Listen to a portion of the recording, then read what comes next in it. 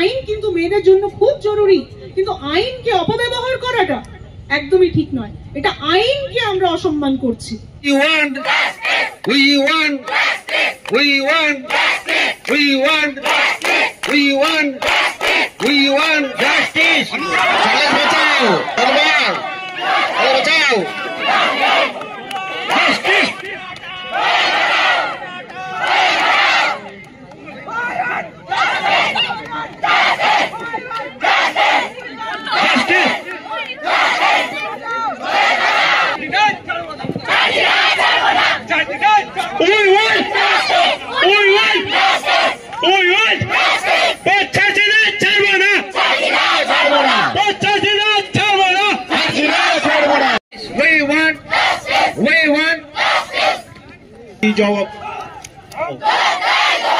কলেজের এই অচল অবস্থা তৈরি হলো কেন? অপদার্থ পরিচালন সমিতির প্রেসিডেন্ট জবাব চাই, জবাব দাও, জবাব দাও।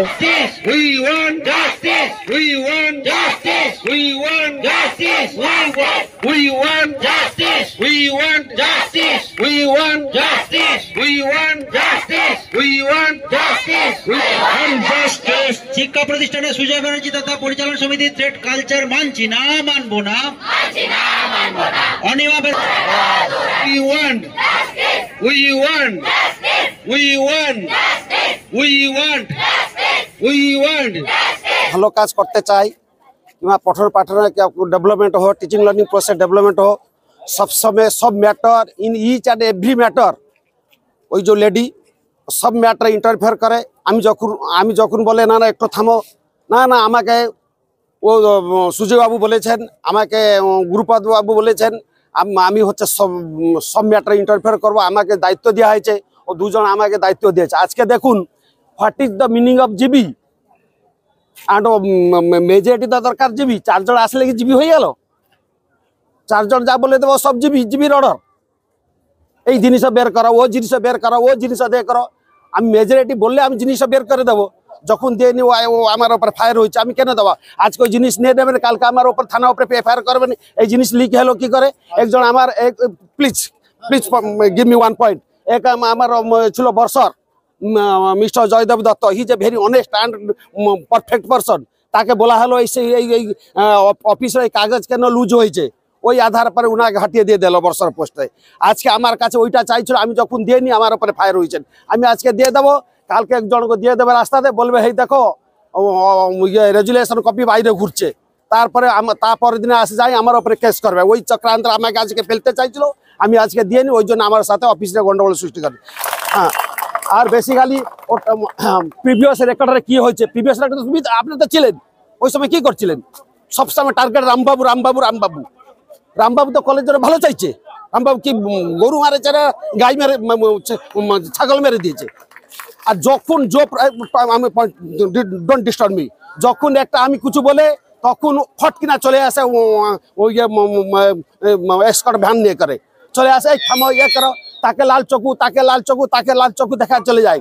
আজকে এই সমস্যা হয়েছে অনেকদিন, আজকে মিনিমাম 10 days 8 days হয়ে যাবে, এখন অবধি আসছে না, মানে চলছে মানে হ্যাঁ হ্যাঁ। আর সবসময় হ্যারাসমেন্ট নেচার, সবসময় সবসময় হ্যারাসমেন্ট নেচার। আর কোন এই আমাদের এই অধ্যাপক কি আমি প্রিন্সিপাল কি ও একটা কোনো পোস্টকে রিগার্ড করে না, কিন্তু নিজের সার্টিফিকেট আমি কলেজে পাচ্ছি না, ও কোন সার্টিফিকেট দিয়ে ও লাইব্রেরিয়ানে কোন পোস্টার আছে, হ্যাঁ ও বার টোটাল বলছে ও আমি হচ্ছে কলেজের মালিক, আমি হচ্ছে ডাইরেক্টর। কিন্তু আমি দৃঢ় হস্তে বলেছে ওই লেডিকে কলেজ থেকে হটাবো, না হটাইলে আমি মনস্থ করেছে 4-5 দিন মধ্যে, লিস্ট মাই পয়েন্ট, 4-5 দিন মধ্যে আমি হাইকোর্টে পিটিশন দাখিল করব। আমাকে সব সমাজ সবাইকে ভিক্ষা মাগছে, আমাকে হেল্প করুন, আমি হাইকোর্ট যাই, সব তথ্য রেখেছে, হাইকোর্টে পিটিশন দাখিল করব। থ্যাঙ্কস। তো কোনো রকম কোয়ালিফিকেশন নেই, তিনি বারবার করে কি করে একটা প্রফেসর যিনি associate professor, assistant professor, PhD, তার সম্পর্কে এগুলো করতে পারছেন। তো আমরা অবাক হয়ে বারবার এটাকে আমরা দেখছি, এবং কলেজের সম্মানের ক্ষেত্রে আমরা এতদিন চুপ করে রয়েছি, শুধুমাত্র এই আদর্শ জায়গার জন্য আমরা চুপ করেছিলাম এতদিন ধরে। কিন্তু এই যে ঘটনাটা ঘটলো গত 20-1-2025 এটা আমাদেরকে নাড়িয়ে রেখে দিয়েছে। এখানে আমরা আর কেউ সেফ ফিল করছি না, সে শিক্ষক হোক, শিক্ষাকর্মী হোক, ছাত্র হোক, ছাত্রী হোক, আমরা আর নিতে পারছি না। আজকে সেখানে আমরা রিকোয়েস্ট করার পরে গভর্নিং বডিকে বলা পরে ওনারা বললেন 7 তারিখে নাকি গভর্নিং বডি মিটিং হবে। কেন এত দেরি হবে, এটাও আমাদের কাছে প্রশ্ন। আজকে ওনারা আমাদের মাননীয় প্রেসিডেন্ট শ্রী গুরুপদ টুডু মহাশয় এবং গভর্নমেন্ট নমিনি শ্রী সুজয় ব্যানার্জি এবং আরো 2 জন member of the governing body, doctor Chandidas Mukhopadhyay এবং আরেকজন কৃষ্ণ মাহাতো, এনারা 4 জন প্রেজেন্ট হন এবং এই 4 জন প্রেজেন্ট হন এবং এনারা প্রিন্সিপালকে ঘরে ডেকে নেন। এবং আমরা বারবার বলেছি যে প্রিন্সিপাল স্যারকে যে আপনি গভর্নিং বডি মিটিং হলে যাবেন, না হলে যাবেন না। এবং এতে আমরা দেখছি যে প্রিন্সিপাল স্যারকে ওনারা ভেতরে ডেকে নিয়েছেন।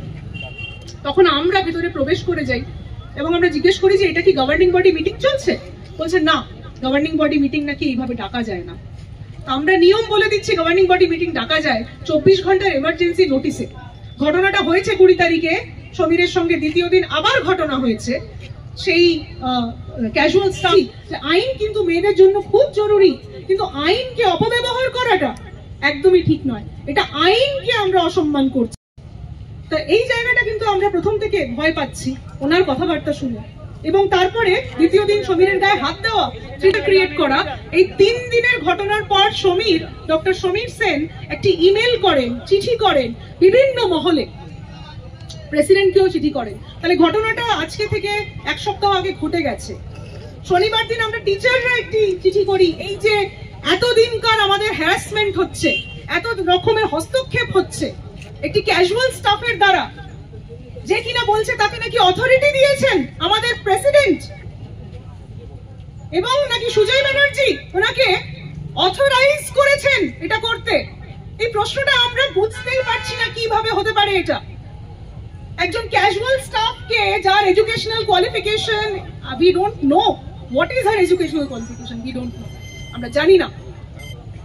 তার অথরিটি আছে over the principal of the college appointed by the West Bengal College Service Commission and all the assistant and associate professors and the SACs and the non-teaching staff of this college appointed by the honorable government of West Bengal.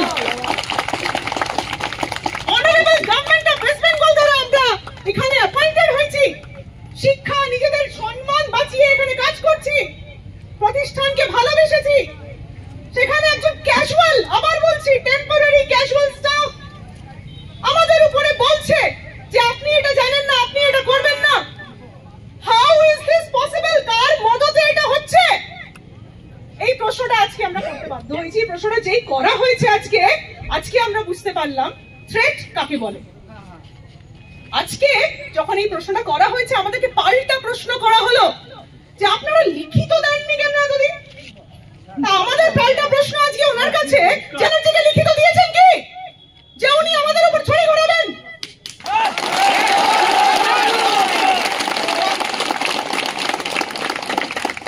সেই লিখিত জায়গাটা উনি কোথায় দিয়েছেন?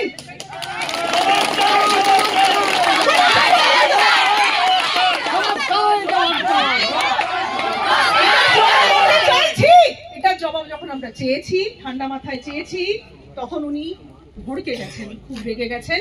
রেগে গিয়ে উনি চেঁচামেচি করেছেন। তারপরে ছেলেমেয়েরাও তাদের জায়গা বলতে ঢুকেছে, তাদের উপরেও চেঁচামেচি করেছেন, তাদেরকে এক একজনকে ধরে ধরে তাদের নাম জিজ্ঞেস করেছেন। তার বাড়ি কোথায় জিজ্ঞেস করেছেন। ঠিক আছে, সেটা তারা জিজ্ঞেস করতেই পারে। তারপরে ঠেলে ঠেলে ঘর থেকে বের করে দিয়েছেন।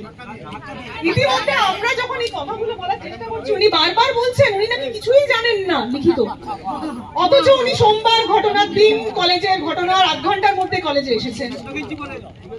কলেজে 8 ঘন্টার মধ্যে সোমবারে এসেছেন, তারপরেও 2 দিন এসেছেন। আবার বলছেন লিখিত। তাহলে উনি যতবার কলেজে আসবেন আমরা লিখিত রাখবো? কি করবো আমরা? লিখিত কি রাখবো আজকে কলেজে?